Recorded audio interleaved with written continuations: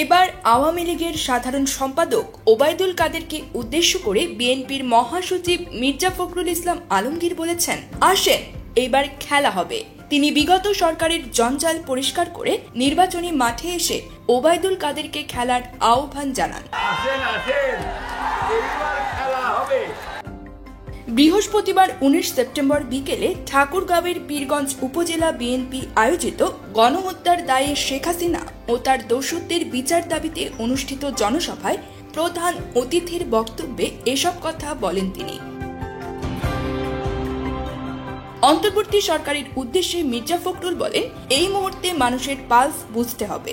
মানুষ কি চায়, কিভাবে ভোট চায়, দেশের পরিবর্তন কতটুকু হবে তা নির্ধারণ করে নির্বাচন দেওয়ার আহ্বান জানান তিনি। বিএনপির মহাসচিব বলেন, আল্লাহ সীমালঙ্ঘনকারীকে পছন্দ করেন না। ফ্যাসিস্ট হাসিনা সীমা লঙ্ঘন করেছিল, মনে করেছিল এই দেশটা তার বাপ দাদার, তাই সে যা খুশি তাই করেছে, কাউকে মেরেছে, গুম করেছে, তাই তার পরিণতি খারাপ হয়েছে। পাকিস্তানিদের হাত থেকে দেশকে মুক্ত করা হয়েছিল স্বাধীন ও মুক্তভাবে কথা বলা ও বেঁচে থাকার জন্য, কিন্তু আওয়ামী লীগ দেশের মানুষের সাথে গাদ্দারি করেছে। তারা বিশ্বাসঘাতক ও দেশদ্রোহী। শেখ হাসিনা সন্ত্রাস ও ভীতি সৃষ্টি করে ক্ষমতায় টিকেছিল, শান্তিতে বাসায় ঘুমাতে পারতেন না উল্লেখ করে তিনি বলেন, গাড়ির আওয়াজ পেলেই মনে হতো পুলিশ ধরতে এসেছে, জানালা খুলে উকি দিতাম, কিন্তু এখন সে অবস্থার পরিবর্তন করেছে ছাত্র জনতা।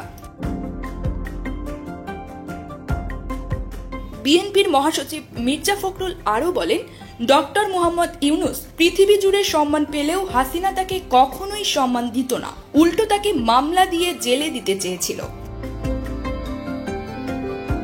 এর আগে তিনি সকালে ঠাকুরগাঁও প্রেস ক্লাবে ছাত্র জনতার আন্দোলনে নিহত 4 জনের পরিবার এবং আহত 43 জনের হাতে নগদ মোট 15 লাখ টাকা তুলে দেন। News desk, channel 16।